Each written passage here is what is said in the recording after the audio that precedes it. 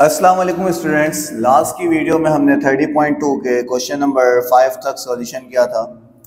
इस वीडियो में स्टार्ट करने जा रहा हूँ क्वेश्चन नंबर 6। तो क्वेश्चन नंबर 6 से आपके पास a point is moving on the circular of radius 10 centimetre. Radius दिया हुआ है आपको, सबसे पहले डेटा बना देते हैं। रेडियस दिया हुआ है 10 सेंटीमीटर। आगे कह रहा है if it makes 3.5 revolutions. Revolutions दिए हुए इसके 3.5। अच्छा, रेवोल्यूशन होता क्या है? एक सर्कल है, इसका एक राउंड, फर्ज करें यहां से एक राउंड स्टार्ट हुआ है, ये पूरा एक राउंड चल रहा है, इसका राउंड चल रहा है, यहां पर आके एंड हो गया। जहां से स्टार्ट किया मैं वहां पर एंड हो गया।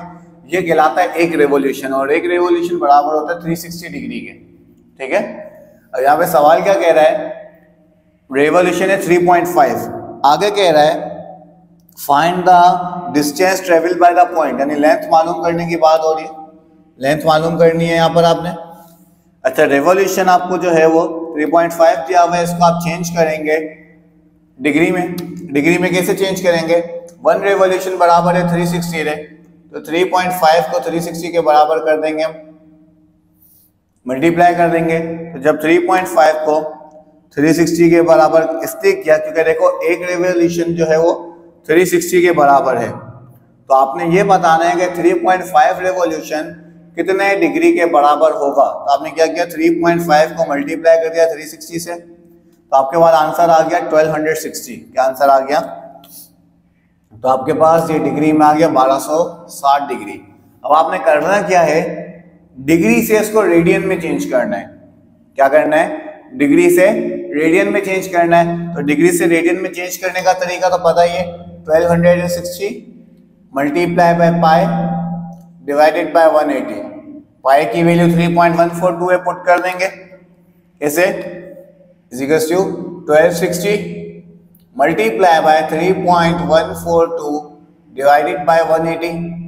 इसको सॉल्व करेंगे, 1260 मल्टीप्लाई बाय 3.142 डिवाइडेड बाय 180, तो आंसर आ गया 21.994। ये मेरे पास जो है वो रेवोल्यूशन आ गया रेडियंस में।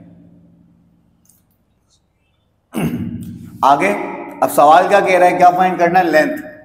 लेंथ का फॉर्मूला तो सबको पता ही है। लेंथ का फॉर्मूला क्या है? Theta r. क्या फॉर्मूला है?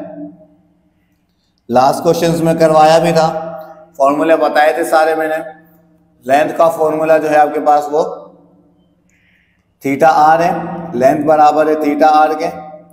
फॉर्मूला पुट कर रहा हूं, फॉर्मूला पुट किया है यहां पे मैंने। Length is equals to theta r. फॉर्मूले में वैल्यू पुट करते हैं, थीटा की जगह आ जाएगा 3.142, ओ सॉरी, थीटा की जगह आ जाएगा 21.994 मल्टीप्लाई बाय रेडियस की जगह आ जाएगा 10 सेंटीमीटर। देन दोनों को मल्टीप्लाई किया तो 219.94 आ गया। इसको मैंने क्या किया, राउंड ऑफ करके लिख दिया। राउंड ऑफ किया तो मेरे पास राउंड ऑफ का आंसर आ गया 220। अब आपने करना क्या है, 220 सेंटीमीटर में आया, अब आंसर आपको चाहिए मीटर में। किसमें चाहिए? तो सेंटीमीटर को मीटर में कन्वर्ट करने के लिए डिवाइड बाय 100 कर दिया, तो आपके पास आंसर आ जाएगा 2.2 मीटर। एक और बार सवाल को रिवाइज कर रहा हूं, देख लें। सवाल में आपने मालूम करना है लेंथ को। रेडियस आपको दिया हुआ है 10 सेंटीमीटर, रेवोल्यूशन आपको दिया हुआ था 3.5। आपने इस रेवोल्यूशन को डिग्री में चेंज किया, देन डिग्री में चेंज करने के बाद आपने इसको रेडियन में चेंज किया। रेडियन में चेंज किया तो आंसर आ गया 21.994। देन आपने फॉर्मूला लगाया, length is equals to theta r. Length की जगह लेंथ आ गया, थीटा की जगह आपने 21.994 वैल्यू पुट कर दी उसकी। देन रेडियस की वैल्यू आपने पुट करी 10। देन दोनों को मल्टीप्लाई किया तो 219.44 आ गया। फिर आपने इसको राउंड ऑफ करके लिखा तो 220 आ गया। देन आपको जो है वो मीटर से सेंटीमीटर से मीटर में कन्वर्ट करना था, इसलिए आपने डिवाइड बाय 100 किया। आपके पास आंसर आ गया 2.2। चलते हैं नेक्स्ट क्वेश्चन की तरफ। नेक्स्ट क्वेश्चन है find the area of a sector.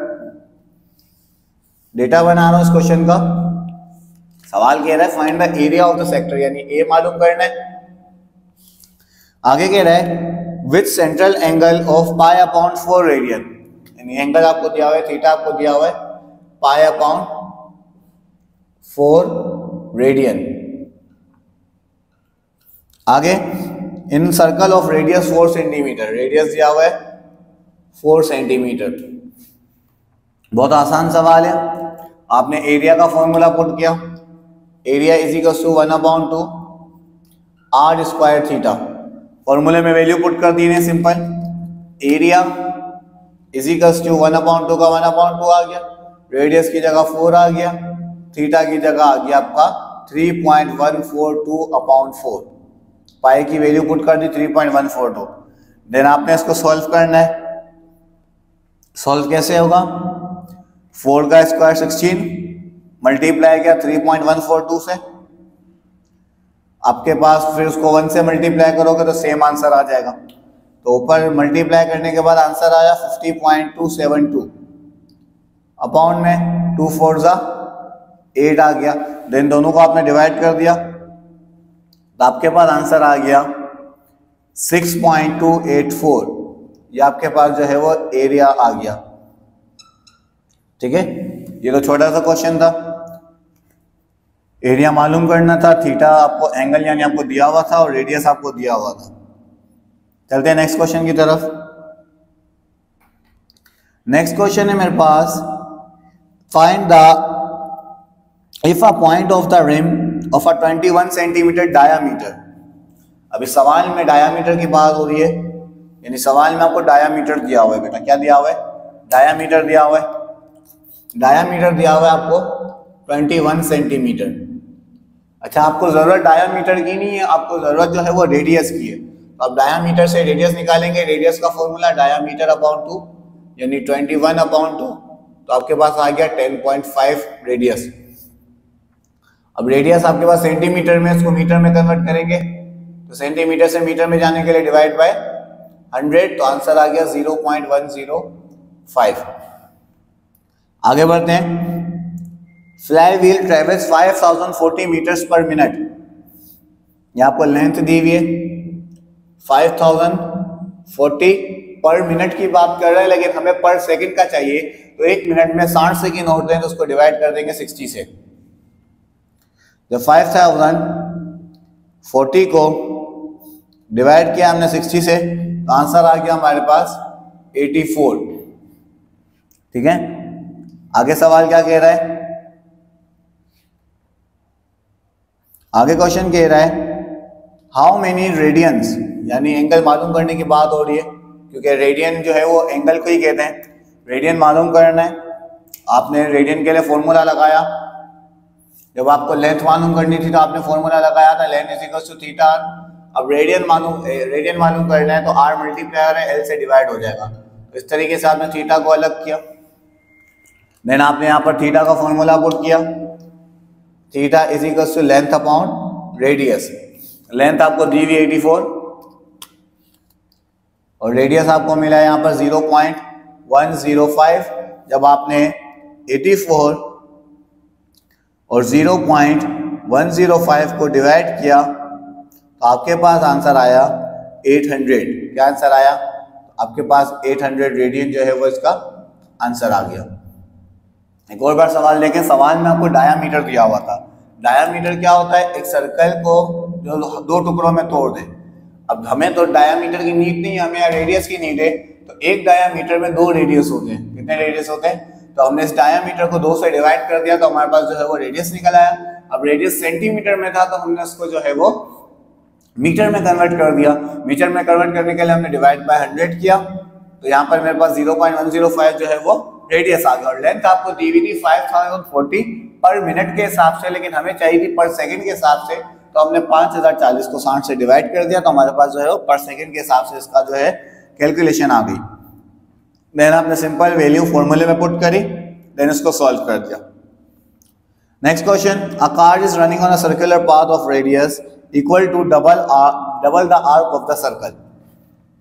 ध्यान से देखना है सवाल में कोई भी वैल्यू नहीं दी हुई, सवाल में वैल्यू आपने खुद पुट करनी है। सवाल कह रहा है a car is running on a circular path of radius equal to double. Radius double है किसके? आर्क के। Radius equal to double to the arc, यानी आर्क बोलते हैं लेंथ को, यानी अगर लेंथ आपके पास 1 सेंटीमीटर है तो रेडियस आपके पास उसका डबल है 2 सेंटीमीटर। सवाल में वैल्यू नहीं दी हुई थी इसलिए हमने यहाँ पर खुद सपोज करी है।